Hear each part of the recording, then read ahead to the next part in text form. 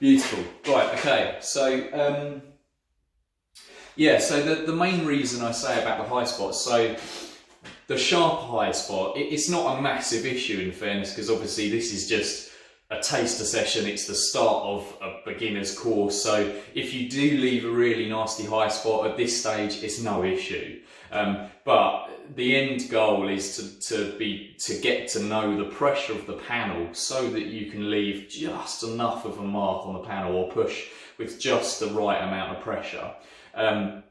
One of the next tasks that we're going to do after we've done these circles a bit later on is to tap them down with the hammer and tap down. So for that reason, obviously, the nice gentle ones are going to be nice and straightforward for you to get rid of.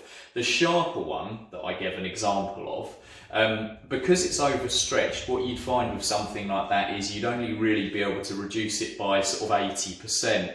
The last little bits, you find that high spot comes down, and then that last little nib, because the metal's overstretched, there's no room for that bit to go back into the same sort of level playing field as it was originally. There's no room for it to go back to its original form.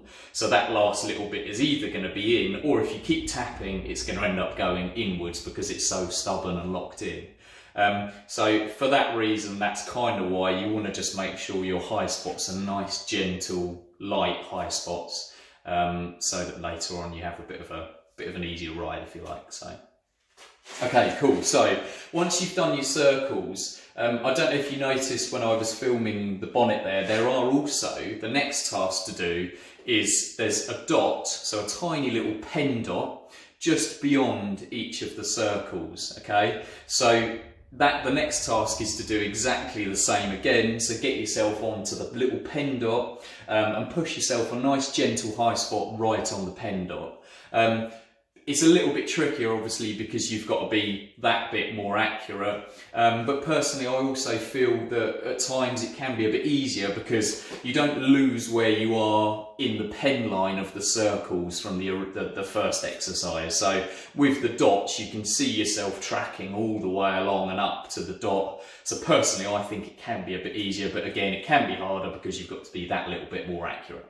Alright, cool. So once you've done your circles and then done your dots, the next task to do is effectively you want to grab yourself a polishing cloth, for example, and just wipe off all of the pen marks so you can see exactly where your dots are, yeah?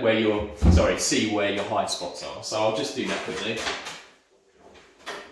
So you will need to get yourself one of these pens. They're great really, they're called a China marker.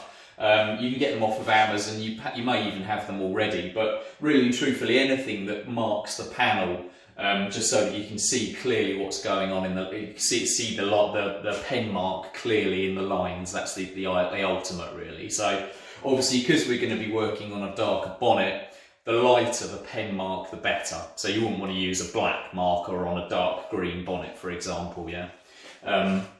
So you can get rid of these pen marks.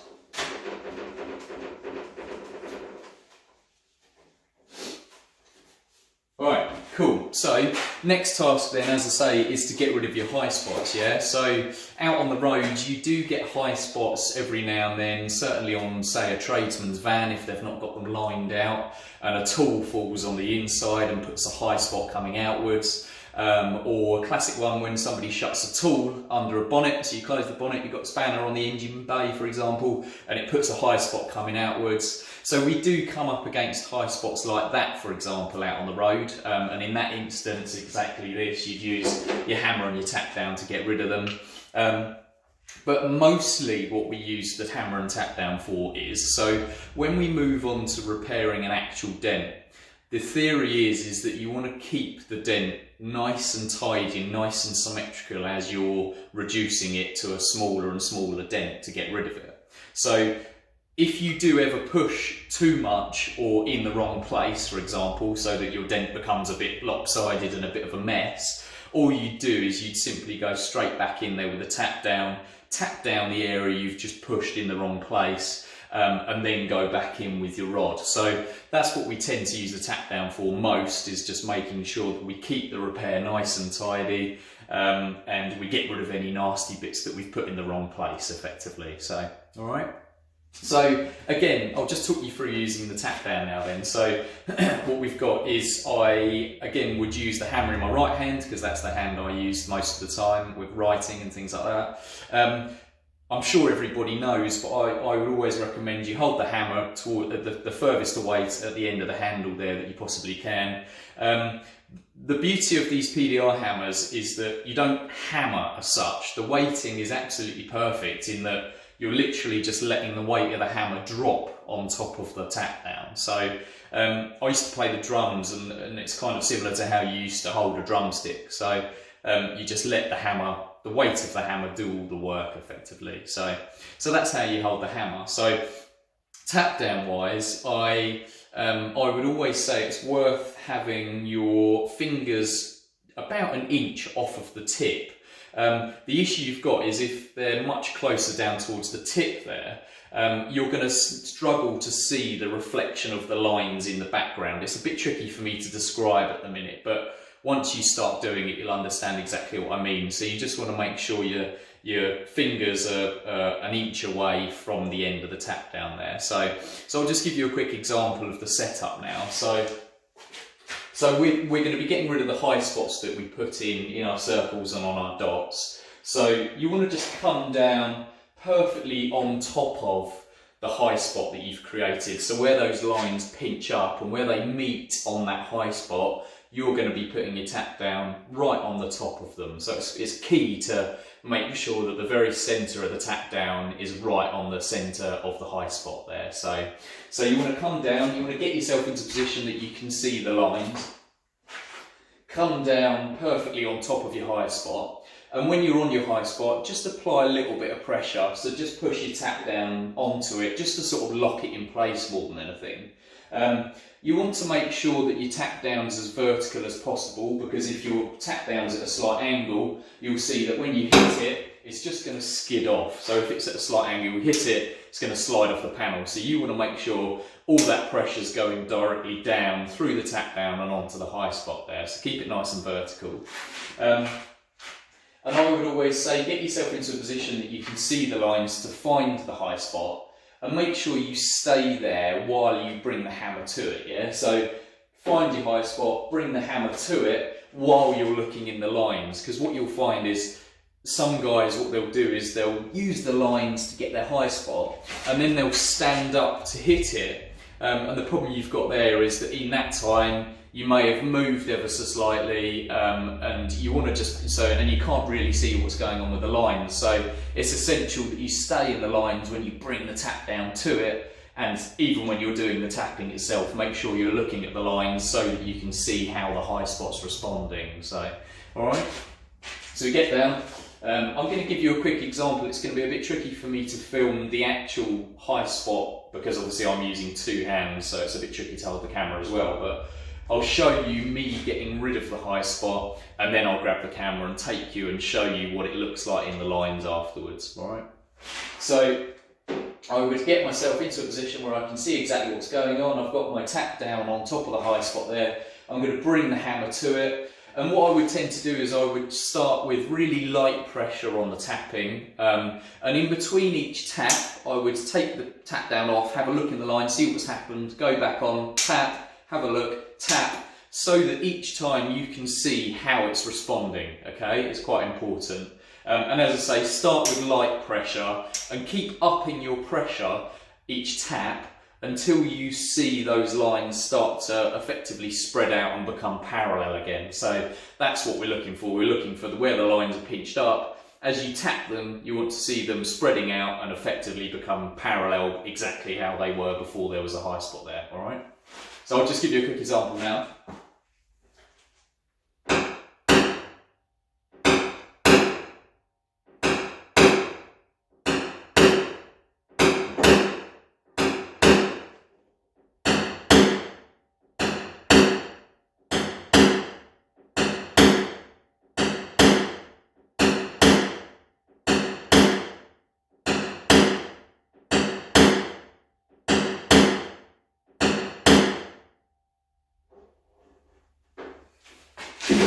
cool. Right, I'm pretty satisfied with that. So what I did was I did the lighter high spot that I put in initially, which is the nice gentle one, which is what you guys want to be achieving.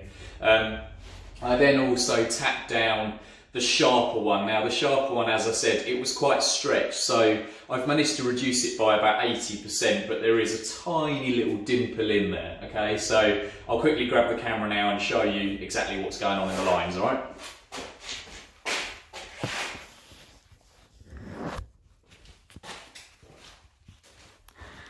Okay, cool. So our high spots, the original ones were up in this top corner here, as you can see. So the little minor one, the initial one that I did has gone nicely. There's nothing left there, but as I've said, you can see just, where are we? About here. Where are we? Let me come back a bit so I can get focus on the camera. There, yeah, so there's a tiny dimple there. So what I'll do is I'll just move the camera so you can see it flicking through the lines. And as you can see, there's a tiny little dimple right there, yeah? Tiniest little dimple.